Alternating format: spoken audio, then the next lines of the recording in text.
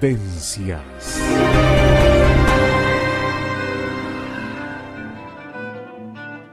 Mano a mano y sin diván. La columna de Jorge Schneiderman en Vivencias. Muy buenas tardes, Jorge, muy Buenas bienvenido. tardes. ¿Cómo estás? Muchas gracias. Contento.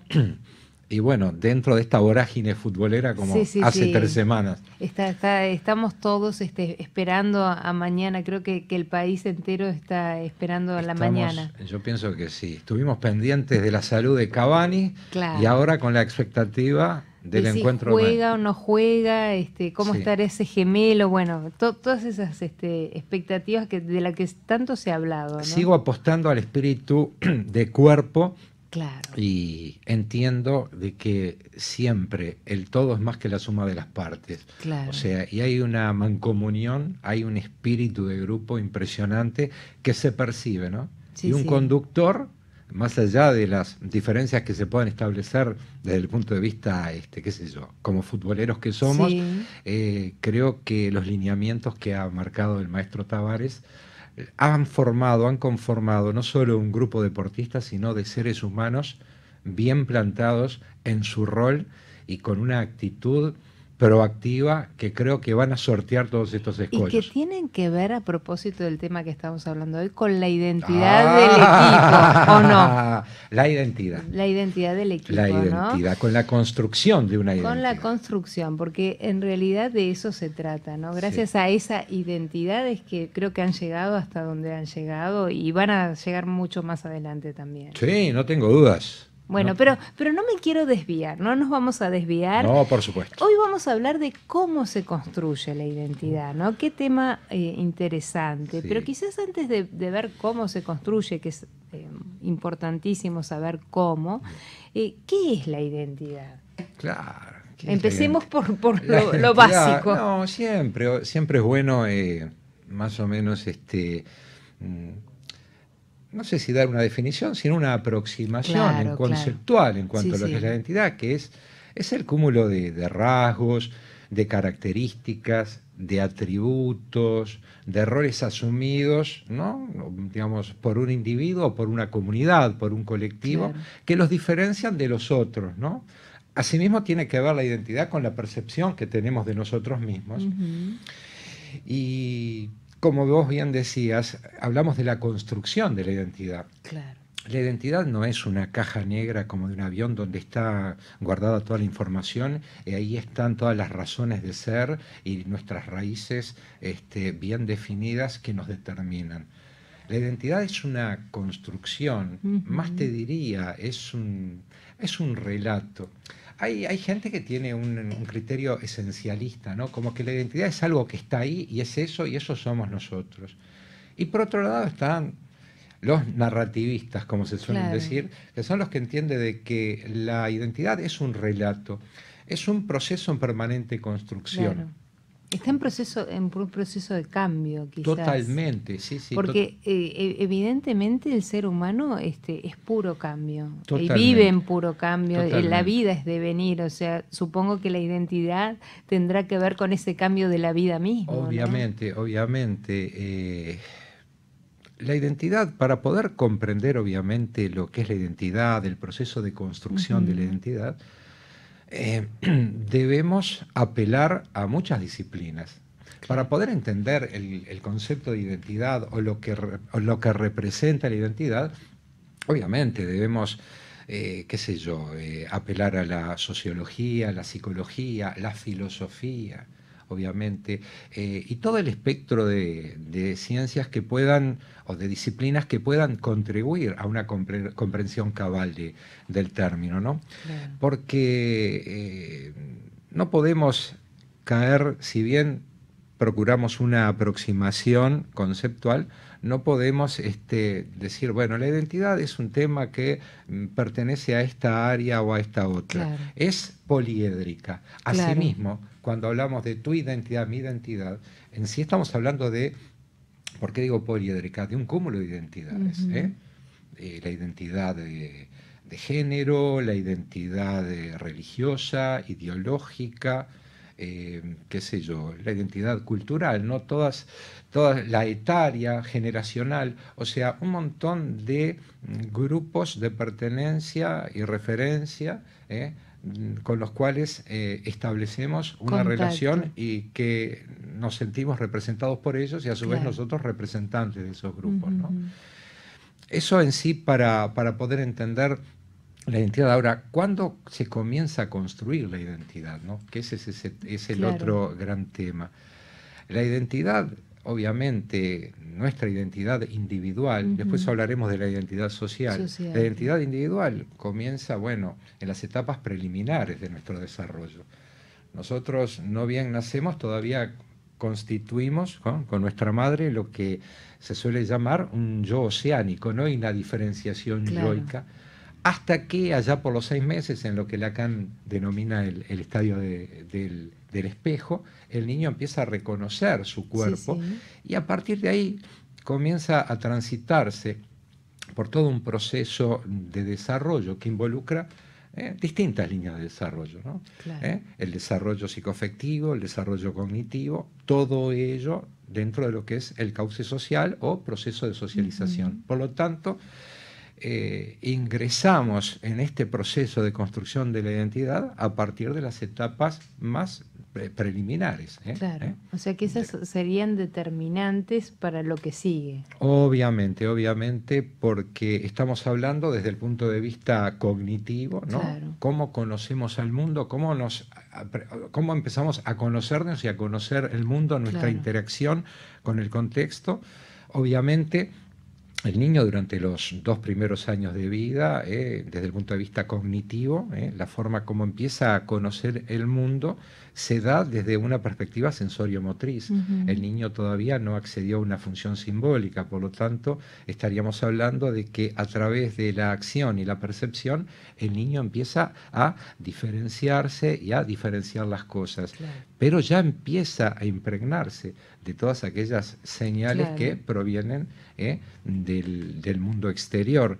Obviamente, a partir de los 2 años, con el acceso a la función simbólica, la incorporación del lenguaje, ahí ya se da una instancia más participativa e empiezan a incorporar cada vez más, o sea, esquemas cognitivos cada vez más complejos, con los cuales va integrando todo lo que va a configurar posteriormente su universo relacional, vincular, y su universo de intereses. Por lo tanto, ahí estamos hablando que en una primera instancia nuestra conformación yoica va a depender del primer grupo de pertenencia y referencia, que es la familia, y luego aparece la institución educativa, que también va a ser un factor donde se van a sustanciar, digamos, distintos aspectos de ese yo, de allí hasta, digamos, la adolescencia, que es cuando la personalidad comienza a tomar su forma definitiva, no permanente, pero, digamos, a grandes rasgos se moldea el quién somos, ¿no? Y la adolescencia es una instancia, desde el punto de vista de las grandes preguntas existenciales, del quién soy, de dónde vengo, a dónde voy, fundamental, ¿no? Ahí como que el tema de la identidad empieza a cobrar una importancia fuerza. significativa, ¿no? O sea, en ese sentido, ahí es donde comienza a instalarse la gran pregunta, ¿no? De ¿quién soy? ¿Quién soy? ¿Quién soy? La sensación de ser y existir, ¿para qué? ¿No? Pero también es una etapa en la que el adolescente también magnifica de alguna manera las cosas, no de la percepción que podríamos tener en una etapa posterior o más adulta, ¿no? Es una etapa que el adolescente, al estar abierto a estos cambios y a estos descubrimientos, también está algo inestable, ¿no? Obviamente, no te olvides que proviene de la infancia, y ese pasaje de la infancia a la adolescencia implica, entre otras cosas, un sufrimiento, ¿no? Adolecer, sufrir, crecer, adolecere, no solo de adolecer, de sufrir, sino también dentro de sus raíces etimológicas aparece el concepto justamente de sufrir, ¿no? Porque hay como un tránsito entre, digamos, el fin de la infancia y la pubertad, donde se plantean tres grandes duelos, que sería, uno, el duelo por la identidad infantil. Claro. Ya entre los niños ya no es niño, y entre los adultos todavía no es adulto. No es adulto. Un duelo por los padres de la infancia y un duelo por el cuerpo infantil. Hay toda una transición que implica un cierto sufrimiento, ¿no? Ese adolecere, ese sufrir los cambios, porque como decía, recuerdo la profesora Freire de Garbarino, ella decía que crecer duele, ¿no? Claro. Y bueno, ahí es una instancia muy dolorosa, una transición, y bueno, en esa etapa se empiezan a definir un montón de cosas. Y en esta construcción de identidad, en esta etapa adolescente, ¿qué importancia tiene la familia, los centros de estudio, los amigos? ¿Cómo influyen en esta construcción? Bueno, es fundamental. Como decíamos hace un ratito, o sea, cómo se va sustanciando nuestra personalidad a través de nuestro tránsito por los grupos de pertenencia y referencia. La familia es una instancia clave para la configuración de valores, desde el punto de vista axiológico, el avenirse a determinados parámetros éticos, la educación en sí, y bueno, debería seguir siéndolo, aunque en estos tiempos se ha tornado demasiado complejo, ¿no? Corresponde fundamentalmente a la familia, ¿no? Claro. La instrucción al centro educativo. Hoy, lamentablemente, en los centros educativos, desde primaria en adelante, el rol de los docentes se ve trastocado porque deben implementar, o sea, deben desarrollar tareas que antes eran desempeñadas por la familia, ¿no?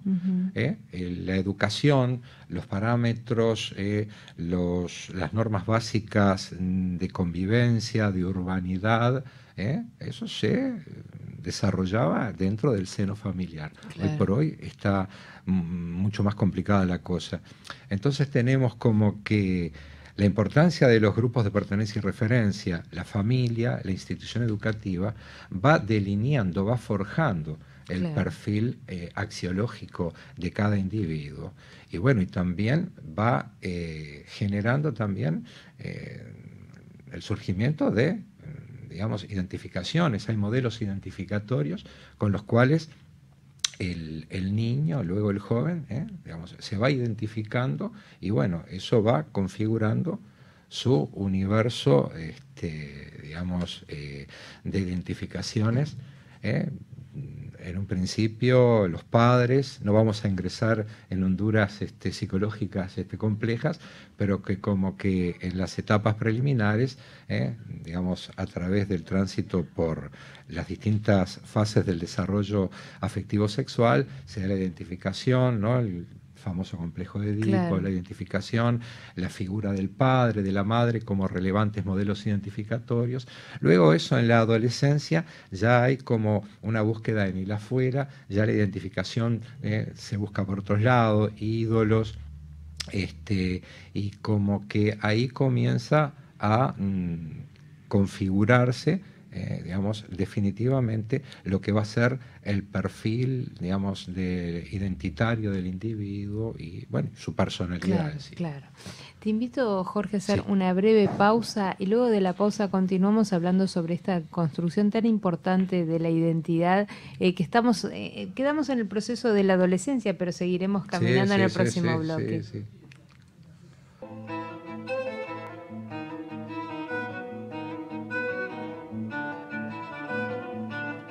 Mano a mano y sin diván.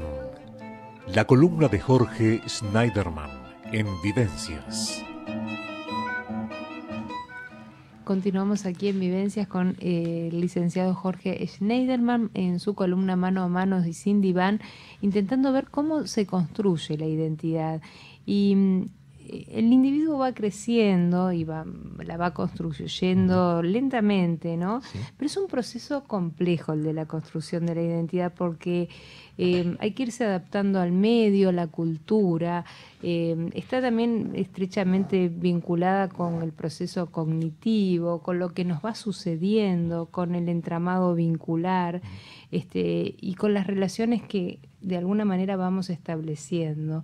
Entonces, está en proceso continuo de cambio, ¿no? Y tú me decías, estábamos en la pausa, un ejemplo que es bien claro, hablando de nuestra selección uruguaya, que no es lo mismo la selección de hoy por hoy que la de los años 30. ¿Qué cambió? ¿Qué es lo que cambió? Cambia mucho porque cambia la perspectiva, aspectos idiosincrásicos que hacen al contexto cultural en que se van desarrollando los acontecimientos.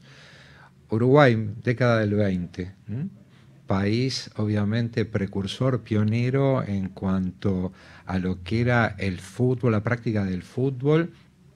Fíjate que la primera selección sudamericana que viaja a Europa es la uruguaya en 1924, claro. ¿no? Lo que fue el primer campeonato mundial que se inscribía dentro de lo que eran los Juegos Olímpicos. Claro. Colombes 1924. Estamos hablando de personas que obviamente eran amateurs, que trabajaban en fábricas, en frigoríficos, claro. en comercios, y que despuntaban el vicio del deporte jugando al fútbol, ¿no?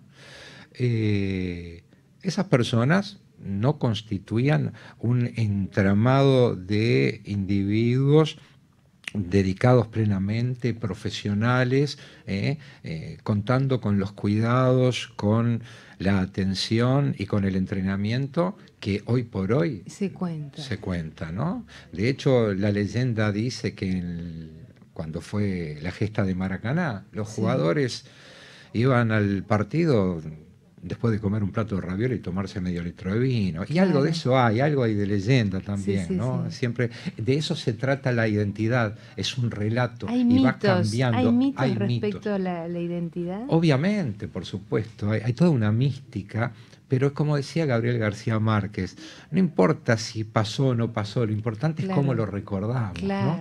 Y eso va construyendo el relato.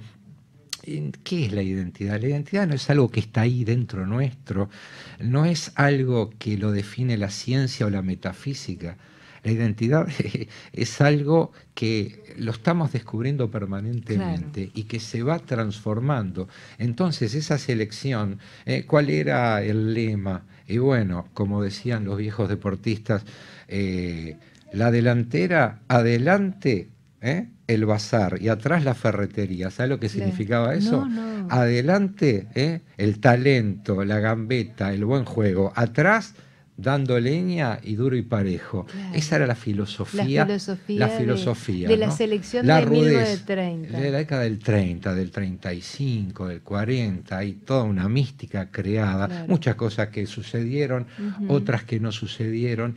Pero la realidad es que fueron cambiando los paradigmas desde el punto de vista organizacional y obviamente en la década del 50 ya no se trataba de la misma actitud, sí de repente desde el punto de vista anímico, pero el encare del rol del futbolista ya era diferente. Fíjate, en 1948 surge la Mutual de Jugadores Profesionales, ya hay una actitud corporativa, ya hay otro criterio, ya se pensaban más en clave de nosotros, ¿no? En clave grupal, y como que eso fue cambiando a posteriori, de la mitad del siglo en adelante, el deporte prontamente dejó de ser un deporte, una pasión, para convertirse en un negocio. Un negocio, Y para luego, a posteriori, con la irrupción de la tecnología que tanto hemos hablado, en un show, en un espectáculo. Claro. Entonces, como que la identidad del futbolista no es la misma. No es la misma. Imagínate un futbolista de la década del 20, con sus botines, lustrándoselos, arreglándolos. Obdulio Varela en las fotos que aparecen en Maracaná, lustrándole los zapatos a sus compañeros, arengándolos.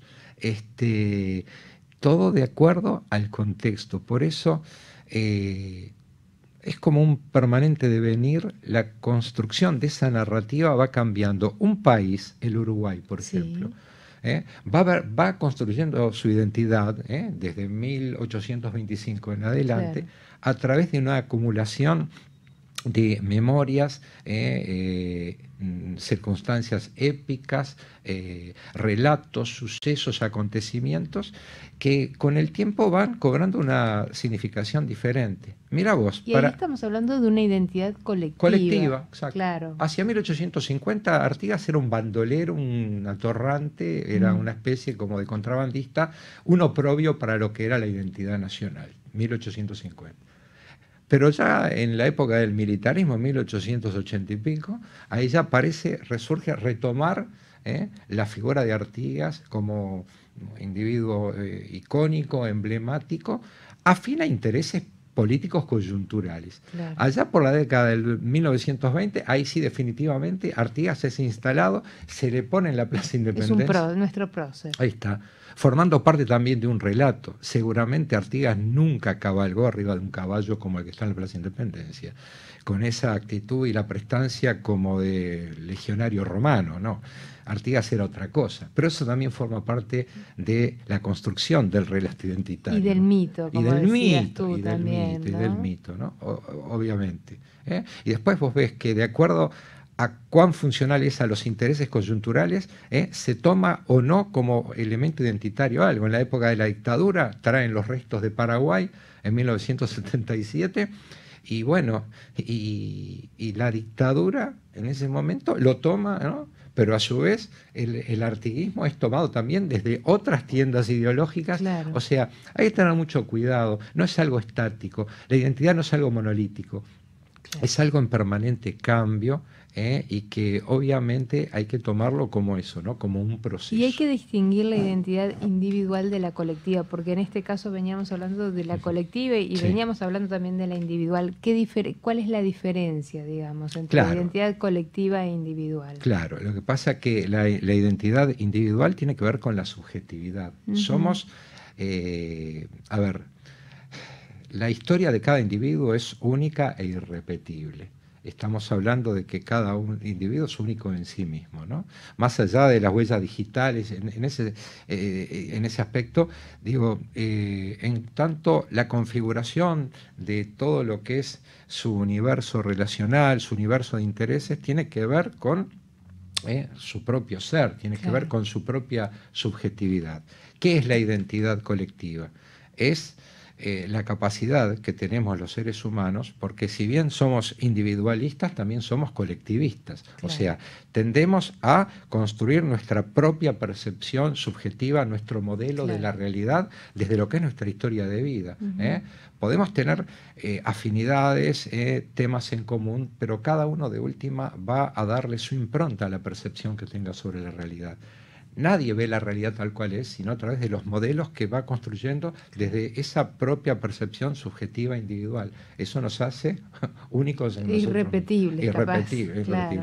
Ahora bien, desde el punto de vista colectivo, nosotros establecemos una serie de vínculos, por aspectos filogenéticos que hacen a la especie, esa actitud gregaria. Nos necesitamos. La identidad, como decíamos hoy, no solo se construye a partir de la percepción o la apreciación que uno tiene de sí mismo, sino también necesitamos de la mirada del otro para construir nuestra propia identidad. Cuando hablamos de la aceptación también. Obviamente. ¿No? Cuando hablamos de la garra charrúa y todo eso, ese mito o esa idea se construye no solo desde lo que nosotros consideramos que somos a la hora de un partido de fútbol, a la hora de desempeñarnos en una justa deportiva, sino también por la percepción de los demás. Claro. Vos mirás las redes sociales y ves los uruguayos, como siempre, la fuerza, la entereza, la valentía, resilientes, resistentes. Claro. Nos ven así, y también eso constituye parte, digamos, de esa construcción de la identidad colectiva. Claro.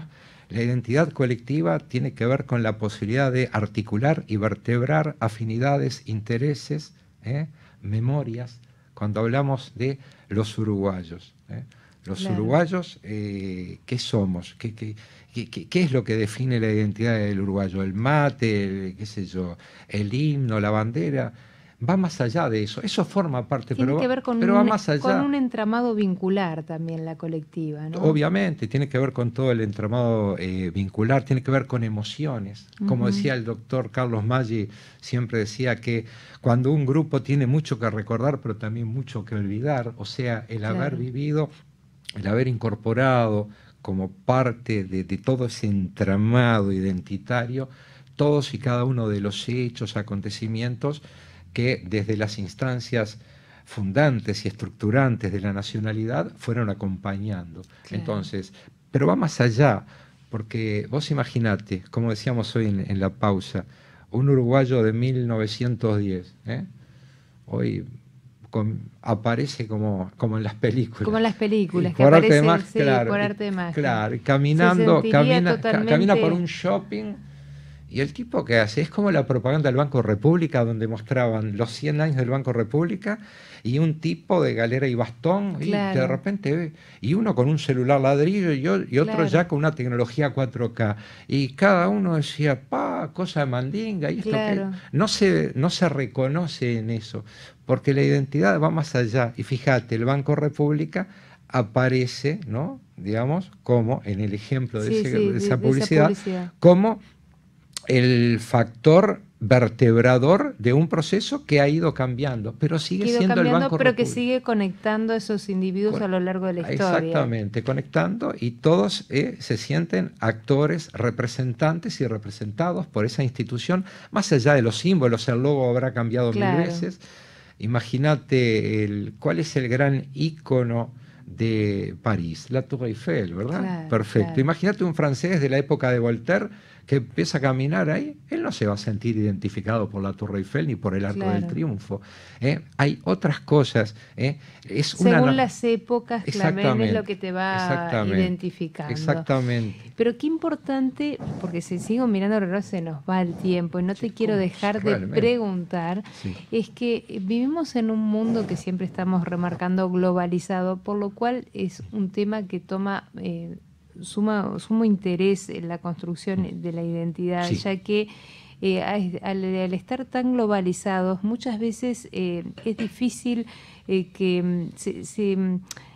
es difícil dibujar los nexos, los valores, se hacen como endebles, ¿no? Porque como está todo, estamos tan hiperconectados, ¿cómo se hace en un mundo así tan globalizado para no perder estas identidades individuales y colectivas Sí, también, hay como un ¿no? desdibujamiento de los Claro. límites y las fronteras. Se desdibuja, Porque la ¿no? globalización, Andrea, evidentemente, y la tecnología ha permitido que hoy por hoy, de repente, compartamos más cosas o las mismas cosas con personas que antes No teníamos no teníamos posibilidades. contacto y no tenían ellos posibilidades de contactarse con nosotros. Hay cosas que han mundializado, ¿no? Universalizado Sí. las cosas en cuanto a costumbres, a modas, conductas, hábitos, costumbres que antes eran inherentes a un país, una región o incluso a un continente, que hoy por hoy, con el manido tema de la globalización, vemos que todos comemos, los que, Sí, sí, sí. digamos, consumen la misma marca de hamburguesas, el mismo refresco, las mismas marcas de dispositivos tecnológicos, como que no existe aquello de el tema de las industrias, ya por temas de rédito económico, ya no se cultiva tanto lo que es la industria de un país, o ya no se consumen aquellas cosas características que nos hacían sentir, digamos, nos empoderaban desde el punto de vista de nuestro orgullo nacional, Sí, de sí. decir, este es un zapato uruguayo, este es un casimir uruguayo, porque hoy por hoy, por temas de conveniencia económica, es más fácil importar de los grandes centros de producción. Entonces, como que esas cosas se han ido perdiendo. Y ahí se desdibuja un poco la identidad. Y ahí se desdibuja, pero no obstante, se da otro efecto. Fíjate, en los últimos 20 años, bien, digamos, un poco en contraposición a este proceso de desdibujamiento de las fronteras, ha habido un resurgimiento de una tendencia a la búsqueda de las identidades, digamos, de las raíces, y ves que, por ejemplo, en Europa se han fragmentado grandes países para retornar nuevamente a su esencia, a sus raíces, como pasó en la antigua Yugoslavia, ¿no? Con Serbia, Croacia, Eslovenia, como que a veces también se ha dado un repliegue en busca de las propias identidades. Lo mismo pasa en España, Claro. que esos países que son confederaciones, pero que en realidad están unidos más políticamente que identitariamente, ¿no? Claro. Porque un español de Andalucía muy poco punto de contacto tiene con un aragonés, o un catalán con un vasco, porque Ahí ya te estás metiendo en un me estoy tema. metiendo en un berenjenal. Sí, yo te diría que ni te metas, porque entre ellos hay bastante conflicto en eso, ¿no? Obviamente. ¿Por qué? Porque hay cosas que son muy fuertes, ¿no? O Claro. sea, hay toda una narrativa propia de cada uno de esos lugares, que entra en colisión con la aceptación del otro. Claro. De repente un vasco, un catalán, un andaluz, qué sé yo, consumen por ahí los mismos productos, pero a la hora de definirse ellos, el quién somos, el de dónde venimos, Claro. ahí ya es que entra el conflicto. Pero defienden mucho su identidad, cada No, uno obviamente, de ellos, ¿eh? obviamente. Si hay algo que señalar a favor es eso, No, sus ni hablar. valores que los identifican, los defienden muchísimo. Sí, no tengas duda. Y bueno, hay tanto para hablar Hay en torno a este tanto. tema. Es muy amplísimo. interesante, pero es importante analizar por qué es necesario construir una identidad sólida, ¿no? Claro, la necesidad justamente de poder pensarnos en clave de nosotros, ¿no? Y de nosotros mismos.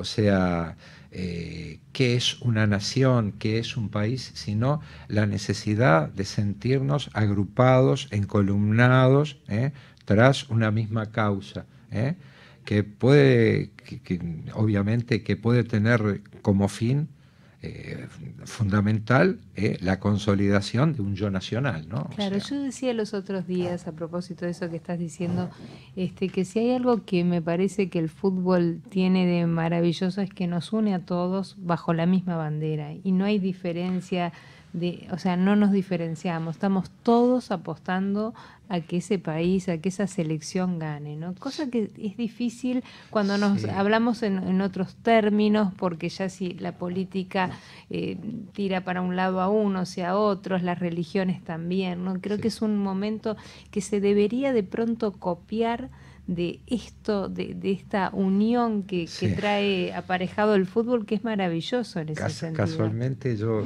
vengo hablando de este tema en distintos ámbitos, ¿no? Si pudiésemos, los uruguayos, lograr esa mancomunión, Claro. esa unión en ámbitos mucho más trascendentes que del fútbol. Claro. Yo soy muy futbolero, todos lo somos, o casi todos.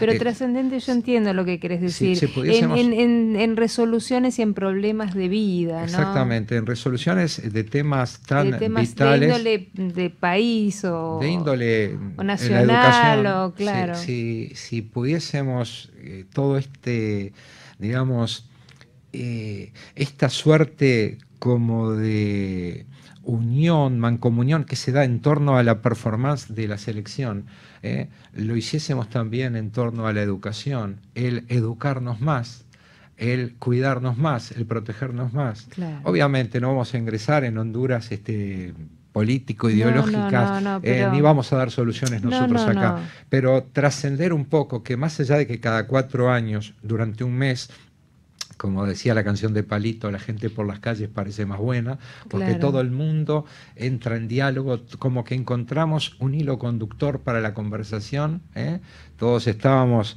pendientes si era desgarro o no lo de Cavani, Claro. si pudiésemos aplicar ese criterio de identificarnos con una causa a los efectos de emerger en ámbitos más importantes, como Claro. puede ser la construcción de un futuro, de nuevos paradigmas educacionales, inclusión, que logremos justamente pensarnos, reitero el término, en clave de nosotros, trascendiendo el ámbito, ¿no?, pasional del fútbol. Bueno, ahora vamos a tener que esperar al viernes. No podemos plantear Sí. esta bomba hasta que pase el viernes. No. Estamos planteando utopías.